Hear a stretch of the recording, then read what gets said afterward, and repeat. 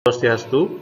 Assalamualaikum warahmatullahi wabarakatuh. Salam sejahtera, namo buddhaya, salam kebajikan, dan salam harmoni. Pada kesempatan ini akan kami sampaikan pedoman penanggulangan dampak sosial ekonomi akibat pandemi COVID-19 bagi mahasiswa peserta KKN Mandiri berbasis daring Universitas Pendidikan Ganesha tahun 2020.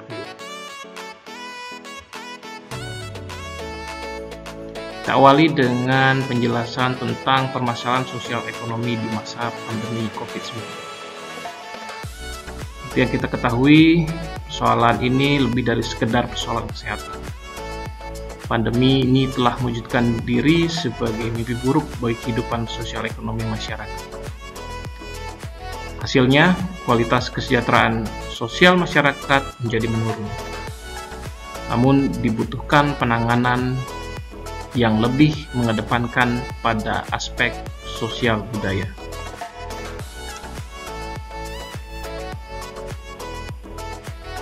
Terdapat 4 masalah utama sosial ekonomi di masa pandemi COVID-19 ini.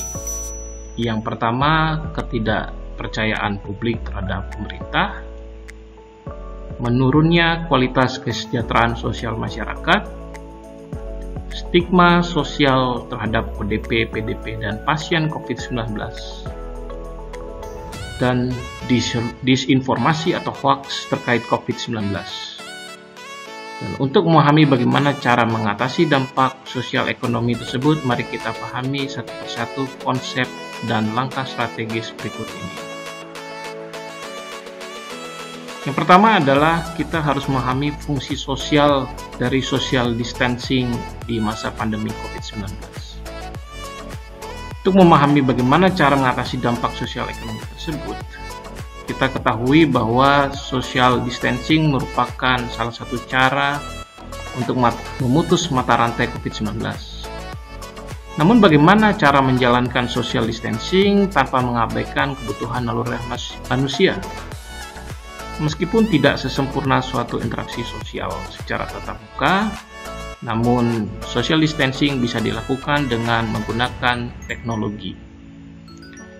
Namun, esensi sosial dari social distancing ini tidak lain adalah simpul dan solidaritas sosial itu sendiri, yakni menjaga keselamatan diri dan juga orang lain.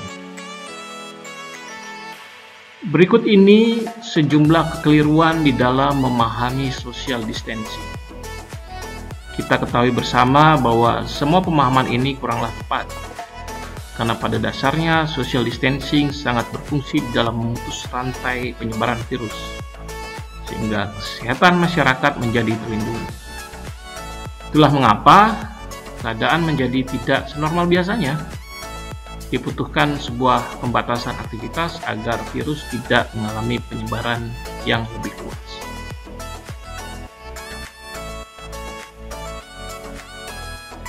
Nah, social distancing sendiri memiliki fungsi sosial sebagai berikut. Yang pertama, mampu menjaga stabilitas politik. Yang kedua, memaksimalkan fungsi keluarga. Ketiga, membantu peran dokter dan tenaga-tenaga medis, dan memaksimalkan peran komunitas di dalam penanganan pandemi itu sendiri. Tentu agar social distancing bisa berjalan efektif diperlukan langkah-langkah berikut ini. 1. Edukasi kepada masyarakat, tentunya lewat tokoh-tokoh masyarakat, mengedepankan kearifan lokal dan spiritualitas, pemberian sanksi yang tegas, dan tetap menjaga produktivitas dan aktivitas-aktivitas positif di rumah.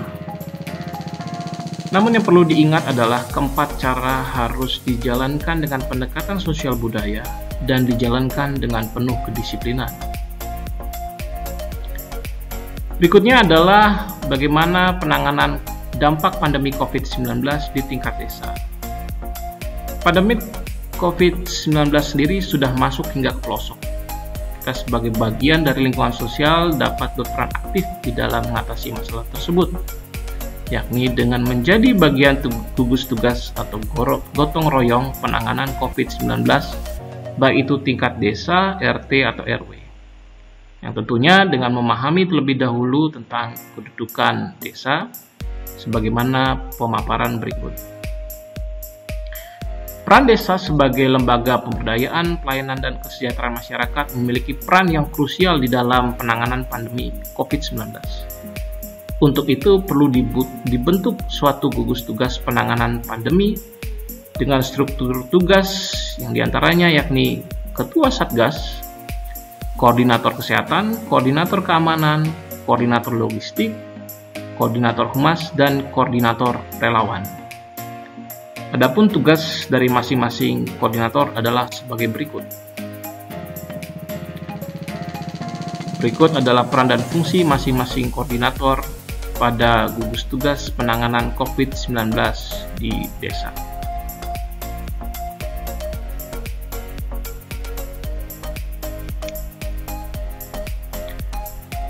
Fokus dari koordinator kesehatan ialah sosialisasi dan edukasi hidup bersih. Kita ketahui bahwa hingga saat ini masih banyak masyarakat yang belum memahami cara mencuci tangan, bagaimana memakai masker saat bepergian, hingga penggunaan hand sanitizer ketika berada di ruang-ruang publik. Tapi tidak hanya edukasi dan sosialisasi, koordinasi dengan pihak terkait untuk pengecekan kesehatan warga juga menjadi fungsi utama koordinator kesehatan.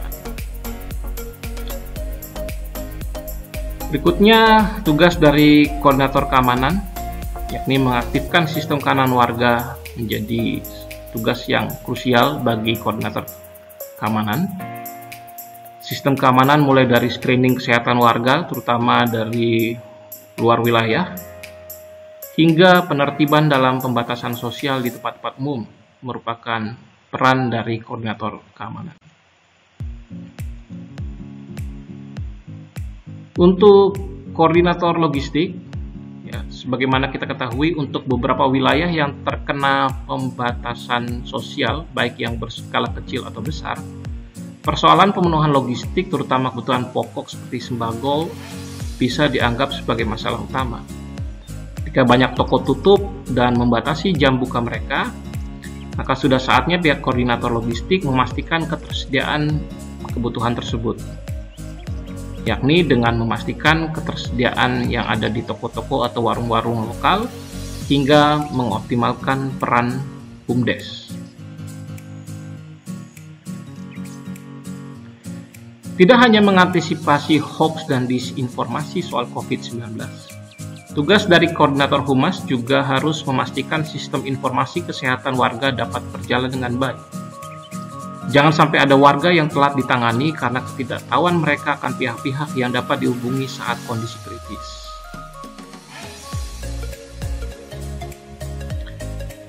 Peran relawan menjadi sangat penting di tengah pandemi.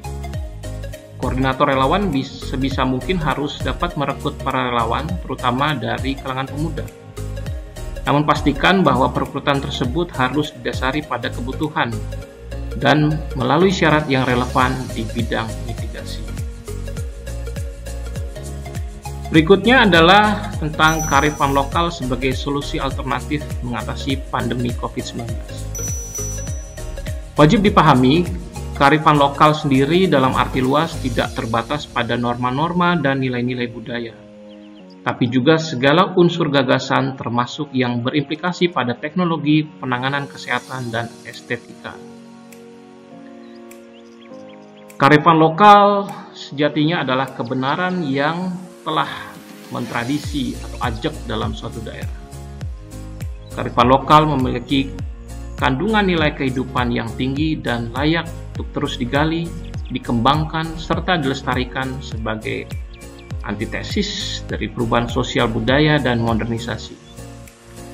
Dan berikut adalah alasan mengapa kearifan lokal tetap relevan di tengah masa pandemi ini. Berikut beberapa contoh penerapan kearifan lokal di tengah pandemi COVID-19. Namun perlu dipahami bahwa kearifan lokal ini tidak hanya muncul saat pandemi. Ini semua dilakukan semata-mata demi keharmonisan itu sendiri. Untuk itu tidak ada salahnya bagi kita untuk mengedepankan kearifan lokal di daerah kita sendiri. Tidak hanya untuk menghadapi pandemi, namun juga untuk menjaga kearifan lokal agar tetap lestari. Berikutnya adalah mencegah dan menangani stigma sosial seputar COVID-19. Di tengah wabah COVID-19, muncul satu fenomena sosial yang berpotensi memperparah situasi, yakni stigma sosial atau asosiasi negatif terhadap seseorang atau sekelompok orang yang mengalami gejala atau menyandang penyakit tertentu. Kadang mereka diberikan label, stereotip, didiskriminasi, diperlakukan berbeda, atau mengalami pelecehan status karena terasosiasi dengan sebuah penyakit tertentu. Stigma sosial tidak hanya berdampak buruk bagi kesehatan pasien positif COVID-19, tapi juga menyebabkan semakin sulitnya memutus mata rantai penyebaran COVID-19 di lingkungan kita sendiri. Tentu sebagai anggota masyarakat yang baik, kita tidak boleh terjebak ke dalam stigma sosial tersebut. Dan berikut adalah bahaya dari stigma sosial.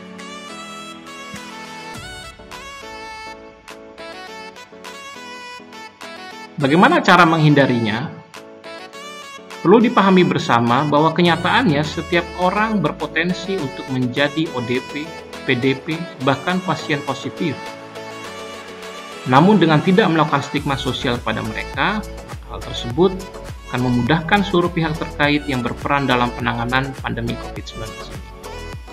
Intinya, hilangkan stigma dengan memperkuat solidaritas dan kesetaraan sosial. Berikutnya adalah bijak mengakses informasi di masa pandemi COVID-19. Hingga kini Kementerian Komunikasi dan Informatika atau Kominfo menemukan lebih dari ratusan hoax terkait COVID-19. Sungguh keadaan yang buruk jika semua hoax tersebut dipercaya oleh publik. Penyebaran hoax tersebut jika tidak dicegah sedini mungkin dapat memberikan efek yang berbahaya bagi masyarakat Indonesia. Masyarakat akan lebih mudah terkotak-kotakan karena bingung mana yang informasi yang benar dan mana yang salah. Dan berikut adalah langkah pencegahan hoax. 5 langkah ini adalah langkah antisipasi yang secara strategis mampu mencegah efek buruk dari hoax. Namun yang perlu diingat dari hoax adalah sanksi pidana yang tidak hanya ditujukan kepada si pembuat berita, namun juga si penyebar hoax itu sendiri. Pastikan kita tidak terjebak dalam situasi tersebut. Pedoman berikutnya yakni tentang menyikapi keuangan keluarga di masa pandemi COVID-19. Perekonomian saat ini memang sedang diuji. Hal ini tidak hanya dirasakan di Indonesia, tapi juga di negara-negara lain seluruh dunia. Sebabnya kita perlu memperkokoh fondasi keuangan keluarga dengan selalu menyiapkan dana darurat. Meski banyak antisipasi yang bisa kita lakukan untuk menghadapi gejolak perekonomian, masih banyak yang dapat kita lakukan agar kita tidak terjebak dalam situasi sulit seperti ini. Langkah strategis ini pada dasarnya merupakan hal yang biasa dilakukan dalam keadaan normal. Hanya saja dalam kondisi seperti ini, pengeluaran untuk menjaga kesehatan keluarga lebih diutamakan, mengingat masa pandemi ini berjalan hingga berbulan-bulan. Sementara kondisi dunia kesehatan di negara ini sedang dalam kondisi kritis. Langkah strategis ini juga dapat dipedomani agar sebuah keluarga bisa menjadi lebih kreatif untuk menjaga cash flow, sehingga hal-hal yang tidak diinginkan di sektor ini dapat dihindari.